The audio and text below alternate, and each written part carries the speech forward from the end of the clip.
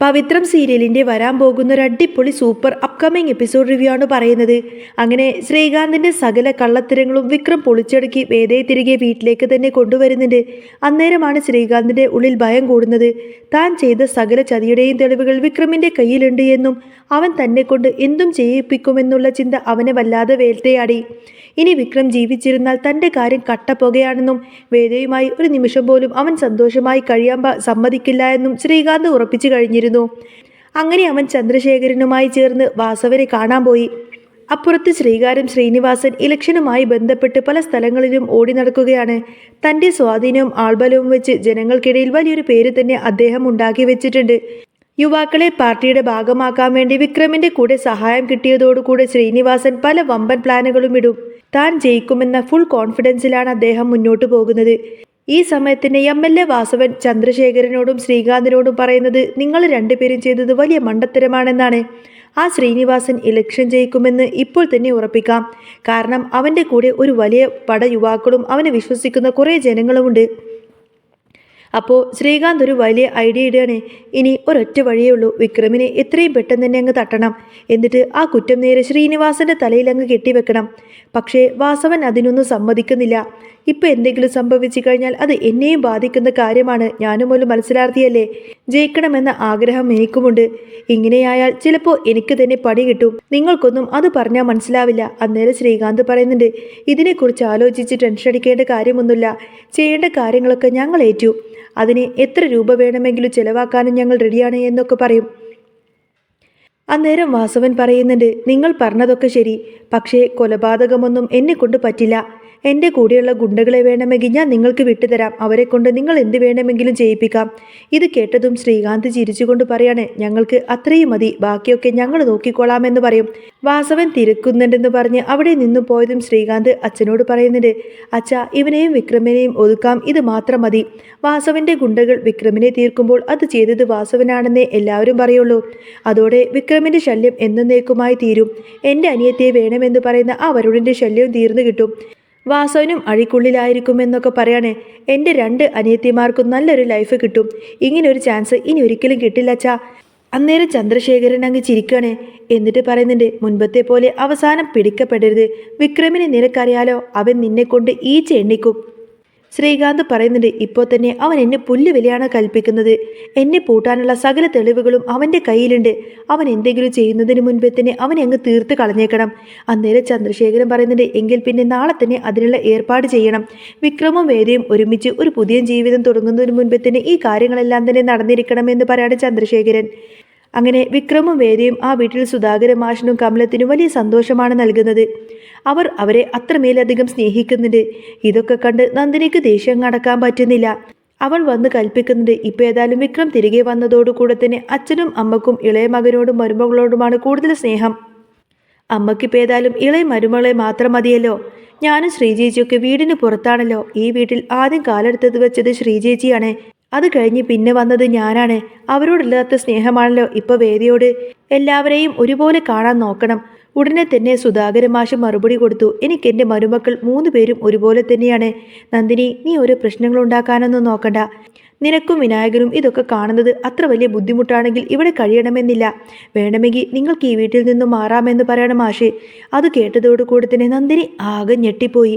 ഓ, അപ്പോൾ ഞാനും വിനായകേട്ടനും നിങ്ങൾക്കൊരു അധിക പറ്റായിയല്ലേ? വിക്രമിനോട് മാത്രമേ നിങ്ങൾക്കിപ്പോൾ സ്നേഹമുള്ളൂ അല്ലേ? മാഷ് അന്നെന്തിനും തന്നെ കടുപ്പിച്ചു പറഞ്ഞു. നന്ദിനി, നിർത്ത്. അധികം സംസാരിച്ചു കഴിഞ്ഞാൽ പിന്നെ എനിക്ക് പലതും അങ്ങ് തുറന്നു പറയേണ്ടി വരുമെന്ന് പറയും. നിൻ്റേത് അസൂയയും കുശുമ്പും നിറഞ്ഞ മനസ്സാണ്. ഇനി ഇവിടെ ഇങ്ങനെയുള്ള വർത്തമാനമൊന്നും ഈ വീട്ടിൽ പാടില്ല. നാണം കെട്ട് നന്ദിനി പിന്നെ ഒന്നും മിണ്ടാതെ തല താഴ്ത്തി അവിടെ നിന്നും പോയി. ശേഷം മാഷ് വിക്രമിനോടും വേദയോടും പറയുന്നുണ്ട്, എനിക്ക് ചില കാര്യങ്ങളൊക്കെ പറയാനുണ്ട്. മലക്ക് പോയി വന്നിട്ട് പറയാമെന്ന് ഞാൻ പറഞ്ഞിരുന്നില്ലേ? വിക്രം എന്താണ് എന്ന് ചോദിച്ച സമയത്തിന് സുധാകര മാഷ് പറയുന്നുണ്ട്, വിക്രം, നീ ആ ശ്രീനിവാസനുമായി എങ്ങനെയാണ് ബന്ധമുണ്ടായതെന്ന് എനിക്കറിയാം. അന്ന് നിന്നെ വിശ്വസിക്കാൻ എനിക്ക് പറ്റിയില്ല. നിനക്ക് തണലായത് അദ്ദേഹമാണെന്നും എനിക്കറിയാം. പക്ഷേ ഇനി അത് വേണ്ട. ഇലക്ഷൻ പ്രചാരണവും ആ കൂട്ടുകെട്ടും നീ ഇന്നത്തോടെ അവസാനിപ്പിക്കണം. വേദയ്ക്ക് ആ വാക്ക് നീ കൊടുക്കണം. വിക്രം ഇത് കേട്ടതോടുകൂടെ തന്നെ ഒന്ന് നോക്കി. എന്നിട്ട് പറയുന്നുണ്ട്, ആ ബന്ധം പെട്ടെന്ന് അങ്ങനെ ഉപേക്ഷിക്കാനൊന്നും എനിക്ക് കഴിയില്ല അച്ഛാ. പക്ഷേ അച്ഛന് ഞാനൊരു വാക്ക് തരാം. ഇനി വഴക്കിനും തല്ലിനൊന്നും ഞാൻ ഏതായാലും പോകുന്നില്ല. എൻ്റെ പേരിൽ അച്ഛൻ ഇനി ആരുടെയും മുന്നിൽ തലകുനിക്കേണ്ടി വരില്ല. പക്ഷേ സുധാകരൻ മാഷ് വിട്ടുകൊടുത്തില്ല. വേദ നിന്റെ ഭാര്യയായി ഇവിടെ കഴിയണമെങ്കിൽ നീ മാറണം വിക്രം. അവളുടെ വീട്ടുകാർക്ക് നിന്നെക്കുറിച്ച് കുറ്റം പറയാനൊന്നും ഇടവരരുത്. വിക്രമിൻ്റെ ഭാര്യയാണ് അവളെന്ന് അഭിമാനത്തോടെ തന്നെ അവർ പറയണം. അതിനുവേണ്ടി നീ ഒരു ജോലി സമ്പാദിക്കണം. ശ്രീനിവാസൻ്റെ അടിമയായി നീ കഴിയുന്നത് വേദക്കും ഇഷ്ടമല്ലല്ലോ. കമലയും തന്നെ അത് ശരിവെച്ചു. നീ പുതിയൊരു വിക്രമാവണം മോനെ. അവളുടെ വീട്ടുകാരെ കൊണ്ട് നല്ലത് പറയിപ്പിക്കണം. വിക്രം ഒടുവിൽ അച്ഛൻ്റെയും അമ്മയുടെയും വാക്കുകൾക്ക് അത് സമ്മതമൂളാണ്. ശരി അച്ഛാ, ഞാൻ ആ ബന്ധം ഉപേക്ഷിച്ചേക്കാം, എന്നേക്കുമായി ഉപേക്ഷിച്ചേക്കാം എന്ന് പറയും. വേദയെ നോക്കിക്കൊണ്ടായിരിക്കട്ടോ വിക്രം അത് പറയുന്നത്. വേദക്കാണെങ്കിൽ വിക്രമിൻ്റെ ആ ഒരു വാക്ക് കേട്ടതോടുകൂടെ തന്നെ വളരെയധികം സന്തോഷമായി. സുധാകരൻ മാഷും കമലമ്മയും ചിരിച്ചുകൊണ്ട് സമാധാനമായി എന്ന് പറയും. പിന്നീട് വേദ വിക്രമിൻ്റെ അടുത്തേക്ക് പോയപ്പോൾ അവൻ ചോദിക്കുന്നുണ്ട്, നീ ആഗ്രഹിച്ചതുപോലെ തന്നെ എല്ലാം നടത്തിയെടുത്തു അല്ലേ? അച്ഛനെ കൊണ്ട് പറയിപ്പിച്ചത് നീയാണോ? വേദ പറയുന്നത്, ഇല്ലാത്തത് പറയില്ലേ വിക്രം. അച്ഛൻ തന്നെ പറഞ്ഞതല്ലേ മലക്ക് പോയി വന്നിട്ട് എന്തോ പറയാമെന്ന്. എനിക്കേതായാലും വളരെയധികം സന്തോഷമായി. നിങ്ങളെ എൻ്റെ വീട്ടിലേക്ക് കൂട്ടിക്കൊണ്ടുപോവാൻ എനിക്കിനി യാതൊരുവിധ മടിയുമുണ്ടാകില്ല എന്ന് പറയാണ് വേദ. പക്ഷേ ഒരു ജോലി വേണം. അച്ഛൻ ആഗ്രഹിച്ചതുപോലെ തന്നെ പരീക്ഷ എഴുതണം. വിക്രം അവളെ സ്നേഹത്തോടെ നോക്കിക്കൊണ്ട് തന്നെ കളിയാക്കി. പഠിക്കാനോ? ഞാനോ? അന്നേരം വേദ പറഞ്ഞു, തൽക്കാലം നമ്മൾ മാത്രം ഈ ഒരു കാര്യം അറിഞ്ഞാൽ മതി. ലാസ്റ്റ് ഇയർ എക്സാം എങ്ങനെയെങ്കിലും നിങ്ങൾ എഴുതിയെടുക്കണം. എനിക്ക് ചില പ്ലാനുകളുണ്ട്. നമ്മൾ ആഗ്രഹിച്ചതുപോലെ ജീവിക്കണമെങ്കിൽ ഇതൊക്കെ വേണം വിക്രം. വിക്രം വേദിയുടെ കൈ വളരെയധികം സ്നേഹത്തോടു കൂടി തന്നെ ചേർത്ത് പിടിച്ചു. അവൾ ചിരിച്ചുകൊണ്ട് തന്നെ ആ ഒരു കൈയങ്ങ് തട്ടിമാറ്റി അവിടെ നിന്നും ഓടി. വിക്രം അത് നോക്കി ചിരിച്ചു നിന്നു. തൻ്റെ ലൈഫിന് ഒരു സ്വപ്നം നൽകിയ വേദയെ അവൻ അത്രമേൽ സ്നേഹിച്ചു പോകുന്നു. അപ്പുറത്ത് വാസവനാണെങ്കിൽ വരുണിനോട് പറഞ്ഞു, നിന്റെയും ദീപ്തിയുടെയും കല്യാണം ഞാൻ തന്നെ നടത്തി തരും. ഇലക്ഷൻ കഴിഞ്ഞാൽ ഉടനെ തന്നെ അത് നടക്കും. വരുണിന് അത് കേട്ടപ്പോൾ വലിയധികം സന്തോഷമായിരുന്നു. ഇത് ശ്രീകാന്തിൻ്റെ ചതിയാണെന്ന് വാസവൻ അപ്പോഴും തന്നെ മനസ്സിലായിരുന്നില്ല. വരുൺ ദീപ്തിയെ വിളിച്ചിട്ട് ഈ ഒരു കാര്യം പറഞ്ഞപ്പോൾ അവൾക്കത് വിശ്വസിക്കാനായില്ല. ഇവിടെ ആരും ഇതിനെക്കുറിച്ചിട്ടൊന്നും സംസാരിച്ചില്ലല്ലോ വരുൺ. ഏട്ടനും അച്ഛനും ഇപ്പോഴും നമ്മൾ തമ്മിൽ ബന്ധമില്ലെന്നാണ് കരുതിയിരിക്കുന്നത്. വേദ ചേച്ചിയും വിക്രമേട്ടനും മാത്രമല്ലേ നമ്മളെ സഹായിക്കാമെന്ന് പറഞ്ഞിട്ടുള്ളത്. അപ്പോൾ വരുൺ പറയുന്നുണ്ട്, ചിലപ്പോൾ നിന്റെ അച്ഛനുമായി എൻ്റെ അച്ഛൻ സംസാരിച്ച് കാണും. ദീപ്തിക്ക് എന്തോ ഒരു പന്തികേട് തോന്നി. അവൾ വരുണിനോട് പറഞ്ഞു, നീ വീട്ടിൽ ഇപ്പോഴൊന്നും ചോദിക്കേണ്ട, നമുക്ക് വിക്രം ചേട്ടനെ തന്നെ നേരിട്ട് കണ്ട് സംസാരിക്കാമെന്ന് പറയും. അങ്ങനെ വരുൺ വിക്രമിനെ കാണാൻ വേണ്ടി ഷോപ്പിലേക്ക് പോയി. വിവരം പറഞ്ഞപ്പോൾ വിക്രം പറയുന്നുണ്ട്, അവളുടെ വീട്ടുകാർ അങ്ങനെ സമ്മതിക്കുമെന്നൊന്നും എനിക്ക് തോന്നുന്നില്ല വരുൺ. നിന്റെ അച്ഛൻ അവരെ ഭീഷണിപ്പെടുത്തിയതാണോ എന്നൊന്നും എനിക്കറിയില്ല. എന്തായാലും ഞാനൊന്ന് അന്വേഷിക്കാം. വരുൺ പോയി കഴിഞ്ഞപ്പോൾ വിക്രമിന് എന്തോ ഒരു സംശയം തോന്നി. അവൻ നേരെ ശ്രീകാന്തിനെ വിളിച്ചു. ശ്രീകാന്ത് പേടിച്ച് മാറി നിന്ന് ഫോൺ എടുത്തു. വിക്രം പറയുന്നത്, എന്താളിയാ പേടിയുണ്ടോ? ദീപ്തിയുടെയും വരുണിൻ്റെയും കല്യാണം ഉടനെ തന്നെ നടത്തണം. അത് നീ മുൻകൈ എടുക്കണം. അത് കേട്ടപ്പോൾ ശ്രീകാന്ത് അങ്ങ് ചൂടായി. അത് നടക്കില്ല, ഒരിക്കലും അത് നടക്കില്ല. അച്ഛൻ അത് സമ്മതിക്കില്ല എന്നൊക്കെ പറയും. അന്നേരം വിക്രം ഭീഷണിപ്പെടുത്തി, നിന്റെ അച്ഛനെ നീ സമ്മതിപ്പിക്കണം, ഇല്ലെങ്കിൽ അച്ഛനെ തട്ടിക്കൊണ്ടുപോയ തെളിവെല്ലാം തന്നെ ഞാൻ അങ്ങ് പുറത്തു വിടും. പിന്നീട് നീ അങ്ങ് ജയിലിലാവും. അച്ഛൻ നിന്നെ വെറുക്കും. ശ്രീകാന്ത് പേടിച്ചുകൊണ്ട് തന്നെ അതിനങ്ങ് സമ്മതിക്കേണ്ടി വന്നു. ശരി ശരി വിക്രം, ഞാൻ നോക്കിക്കോളാമെന്ന് പറഞ്ഞു. പക്ഷേ വിക്രം പറഞ്ഞ ആ ഒരു തെളിവുള്ള ദൃശ്യങ്ങൾ തിരികെ ചോദിച്ചപ്പോൾ വിക്രം അത് ചിരിച്ചുകൊണ്ട് തന്നെ തള്ളി. ദേഷ്യം വന്ന ശ്രീകാന്ത് ചന്ദ്രശേഖരനെ വിളിച്ച് ഒരു കാര്യം പറഞ്ഞു. ഇനി ഒരു സെക്കൻഡ് പോലും അവൻ ജീവിക്കണ്ടാച്ചാ. വാസവനെ വിളിച്ച് ഗുണ്ടകളെ റെഡിയാക്കാൻ ഇപ്പം തന്നെ പറ. വിക്രം ഇനി ഒരിക്കലും ഒരു നിമിഷം പോലും ഈ ഭൂമിയിൽ വേണ്ട എന്ന് തന്നെ ശ്രീകാന്ത് ഉറപ്പിച്ചു. വിക്രം വേദയോട് വരുൺ വന്ന കാര്യവും ശ്രീകാന്തിനെ ഭീഷണിപ്പെടുത്തിയ കാര്യവും പറഞ്ഞു. വേദക്കതൊക്കെ കേട്ടിട്ട് പേടിയായി. ഏട്ടൻ എന്തെങ്കിലും ചെയ്യാൻ മടിക്കാത്തവനാണ്. നിങ്ങളെ അപായപ്പെടുത്താൻ വേണ്ടി നോക്കും. സൂക്ഷിക്കണമെന്നൊക്കെ വേദ വിക്രമിനോട് പറയാണ്. അന്നേരം വിക്രം അവളെ ആശ്വസിപ്പിച്ചു. ഭഗവാൻ കൂടെയുണ്ട് വേദ, നീ വെറുതെ പേടിക്കൊന്നും വേണ്ട. ഇതേ സമയത്ത് ശ്രീകാന്ത് ആണെങ്കിൽ വാസവനെ വിളിച്ച് നാളെ തന്നെ വിക്രമിനെ തീർക്കണമെന്ന് പറയും. വാസവൻ അതിന് സമ്മതിച്ചു. ആരും അറിയാതെ നോക്കണമെന്ന് പ്രത്യേകം പറയാണ്. രാത്രി വിക്രം വീട്ടിലേക്ക് വരുമ്പോൾ ആളൊഴിഞ്ഞ സ്ഥലത്ത് വെച്ച് ഗുണ്ടകൾ അവനെ വളഞ്ഞു. വിക്രം പൊരുതിയെങ്കിലും അവർ അവനെ കീഴ്പ്പെടുത്തി മുഖം മൂടിയിട്ട് വണ്ടിയിലേക്ക് കയറ്റി കൊണ്ടുപോയി. വിക്രമിനെ കാണാതെ വേദയും മാഷുമൊക്കെ ആകെ വിഷമിച്ചിരിക്കുകയാണ്. വേദക്കുറപ്പായിരുന്നു ഇതിൻ്റെയൊക്കെ പിന്നിൽ തൻ്റെ ഏട്ടൻ ശ്രീകാന്താണ് എന്ന കാര്യം. അവൾ അവനെ വിളിച്ച് ചോദിച്ചു, വിക്രം എവിടെയാണെന്ന്.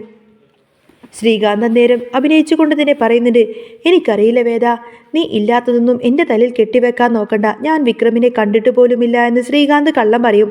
വേദ പറയുന്നുണ്ട്, ശ്രീയേട്ടാ, നിങ്ങൾ അച്ഛനെ തട്ടിക്കൊണ്ടുപോയ കാര്യം ഞാൻ അച്ഛനോട് പറയും. ശ്രീകാന്ത് തടി തപ്പാൻ വേണ്ടി വാസവനായിരിക്കും ഇതിന് പിന്നിലെന്ന് കള്ളം പറയാണ് വേദയോട്. വേദ ഫോൺ കട്ട് ചെയ്ത് നേരെ പോലീസ് സ്റ്റേഷനിലേക്ക് പരാതി കൊടുത്തു. വരുൺ അച്ഛനോട് ചോദിച്ചു, വിക്രം ചേട്ടനെ കാണാനില്ല അച്ഛ, അച്ഛനാണോ ഇതിന് പിന്നിലെന്ന് ചോദിക്കാണ് വരുൺ. വാസവൻ അവനെ വഴക്ക് പറഞ്ഞു വിട്ടു. അന്നേരം ശ്രീകാന്ത് വാസവനെ വിളിച്ച് വിക്രമിനെ താൻ തീർക്കാൻ പോകുകയാണെന്ന് പറയും. വാസവൻ അന്നേരം ആകെ കൺഫ്യൂഷനായി. ഗോഡൌണിൽ വിക്രമിനെ കെട്ടിയിട്ടിരിക്കുകയാണ്. ഇതേ സമയം വിക്രമിനെ ഗോഡൌണിൽ കെട്ടിയിട്ടിരിക്കുകയാണ്. ശ്രീകാന്ത് അവൻ്റെ മുഖം മൂടി മാറ്റിക്കൊണ്ട് തന്നെ ചിരിച്ചുകൊണ്ട് അവനോട് പറഞ്ഞു, എടാ വിക്രം, നീ എന്നെ പാവയാക്കി കളിക്കാമെന്ന് കരുതിയോ? നീ ഇനി ഈ ഭൂമിയിൽ ജീവിച്ചിരിക്കേണ്ട. നിന്നെ ഇന്നത്തോടെ തന്നെ ഞാൻ തീർക്കും. നിന്നെ ഞാൻ കൊന്നുകളയെന്ന് മാത്രമല്ല, നിന്നെ കൊന്നത് വാസവൻ്റെ ഗുണ്ടകളാണെന്ന് ഞാൻ വരുത്തി തീർക്കും. അതോടുകൂടെ തന്നെ എല്ലാ ശല്യവും തീരുമെന്ന് അവൻ അഹങ്കരിച്ചു. ഇതൊക്കെ വാസവൻ്റെ ഒരു ഗുണ്ട അവിടെ നിന്നും കേൾക്കുന്നുണ്ടായിരുന്നു. ആ ഗുണ്ട ഉടനെ തന്നെ വാസവനെ വിളിച്ച് ഈ ഒരു ചതി പറഞ്ഞു കൊടുത്തു. വേദ അന്നേരം വാസവൻ്റെ വീട്ടിലേക്ക് ചെന്ന് കരഞ്ഞു പറഞ്ഞു, വിക്രമിനെ കണ്ടുപിടിച്ച് തരണം സർ, പ്ലീസ് എന്നൊക്കെ പറയും. ശ്രീകാന്ത് ഭീഷണിപ്പെടുത്തിയ കാര്യവും വിക്രമിൻ്റെ കയ്യിലുള്ള തെളിവുകളെക്കുറിച്ചും അവൾ പറഞ്ഞു. വാസവൻ അന്നേരം കാര്യങ്ങളെല്ലാം തന്നെ മനസ്സിലായി. തന്നെ കൊടുക്കാൻ വേണ്ടി ശ്രീകാന്ത് മനഃപൂർവ്വം കളിച്ച കളിയാണ് എന്ന കാര്യമെല്ലാം തന്നെ വാസവൻ തിരിച്ചറിഞ്ഞു. ഉടനെ വാസവനും വരുണും വേദയും കൂടി ചേർന്ന് വിക്രമിനെ കെട്ടിയിട്ട് ആ ഒരു ഗോഡൌണിൻ്റെ അടുത്തേക്ക് പുറപ്പെട്ടു. അവിടെ ശ്രീകാന്ത് വിക്രമിനെ കൊല്ലാൻ വേണ്ടിയിട്ട് ഗുണ്ടകളോട് ആജ്ഞാപിക്കുമ്പോഴാണ് കറക്റ്റ് സമയത്ത് തന്നെ വാസവൻ അങ്ങോട്ടേക്ക് എത്തുന്നത്. എന്നാൽ പെട്ടെന്ന് അവിടെ വെച്ച് വാസവനെ കണ്ടപ്പോൾ ശ്രീകാന്ത് കരുതിയിരിക്കുന്നത് വാസവൻ ശ്രീകാന്തിനെ സഹായിക്കാൻ വേണ്ടി വിക്രമിനെ കൊല്ലാൻ വേണ്ടിയിട്ടൊക്കെ വന്നതാണ് എന്നായിരിക്കും. അവൻ പറഞ്ഞു, സർ, ഇവനെ ഇന്ന് തന്നെ അങ്ങ് തീർത്തേക്കാമെന്ന് പറയും. പക്ഷേ വാസവൻ കലിപ്പിൽ നേരിന്റെ ഗുണ്ടകളോട് ശ്രീകാന്തിനെയും ചന്ദ്രശേഖരനെയും പിടിച്ചു കെട്ടാനാണ് പറയുന്നത്. അന്നേരം വേദ ഓടിച്ചെന്ന് ദേഷ്യത്തിൽ ശ്രീകാന്തിന്റെ കവിളത്തങ്ങ് ആഞ്ഞു തല്ലി. എൻ്റെ വിക്രമിനെ കൊന്നിട്ട് നീ സുഖമായി ജീവിക്കാമെന്ന് കരുതിയോ എന്നൊക്കെ ചോദിച്ചു കൊടുത്തിനെ അവൾ ഗർജിച്ചു. അവൾ വിക്രമിന്റെ കെട്ടഴിച്ചു കൊടുത്തു. ഇതേ സമയത്തായിരിക്കും പോലീസ് SI സാബു ശ്രീകാന്തിനെയും അച്ഛനെയും അറസ്റ്റ് ചെയ്യാൻ വേണ്ടിയിട്ട് അങ്ങോട്ടേക്ക് വരുന്നത്. അങ്ങനെ ശ്രീകാന്തിനെയും അച്ഛനെയും അറസ്റ്റ് ചെയ്യാണ്. വാസവൻ വിക്രമിനോട് മാപ്പ് ചോദിച്ചുവെങ്കിലും വിക്രം ഒന്നും മിണ്ടിയില്ല. വേദ നന്ദി പറഞ്ഞ് വിക്രമിനെയും കൂട്ടിക്കൊണ്ട് തന്നെ അവിടെ നിന്നും പോവാണ്. വിക്രമിനെ രക്ഷിച്ചു കൊണ്ടുവന്ന ആ കറുത്ത രാത്രിക്ക് ശേഷം പവിത്ര വീട് പുതിയ പ്രഭാതത്തിലേക്കാണ് ഉണർന്നിരുന്നത്. ശ്രീകാന്തും ചന്ദ്രശേഖരനും അഴിക്കുള്ളിലായ വിവരം അറിഞ്ഞ് സുധാകര മാഷ് ആദ്യം തകർന്നു പോയെങ്കിലും സ്വന്തം മകൻ വിക്രം നേരായ വഴിയിലേക്ക് വന്നത് അദ്ദേഹത്തിന് വലിയ ആശ്വാസമായിരുന്നു. വേദയുടെ സ്നേഹനിർഭരമായ നിർബന്ധത്തിന് വഴങ്ങി വിക്രം തൻ്റെ പഴയ പുസ്തകങ്ങളെല്ലാം തന്നെ പൊടി തട്ടിയെടുത്തു. മുറിയിൽ വിക്രം പരീക്ഷയ്ക്ക് വേണ്ടി പഠിക്കുമ്പോൾ വേദ അരികത്തിരുന്നു കൊടുത്തിന് അവനെ കളിയാക്കുന്നതും എന്നാൽ കടുപ്പമുള്ള ഭാഗങ്ങൾ ക്ഷമയോടെ തന്നെ പഠിപ്പിച്ചു കൊടുക്കുന്നതും ആ വീട്ടിലെ സ്ഥിരം കാഴ്ചയായി മാറി. പഴയ ഗുണ്ടായുസവും രാഷ്ട്രീയവും എല്ലാം മറന്ന് വിക്രം ഒരു സാധാരണക്കാരനായി മാറുന്നത് കണ്ട് കമലത്തിന് സന്തോഷം അടക്കാനായില്ല. ഇടയ്ക്ക് നന്ദിനി വീണ്ടും കുശുംബമായി വന്നുവെങ്കിലും മാഷിൻ്റെ കടുത്ത നോട്ടം കണ്ടപ്പോൾ അവൾ മിണ്ടാതെ അവൾ അങ്ങോട്ടേക്ക് ഉൾവലിഞ്ഞു.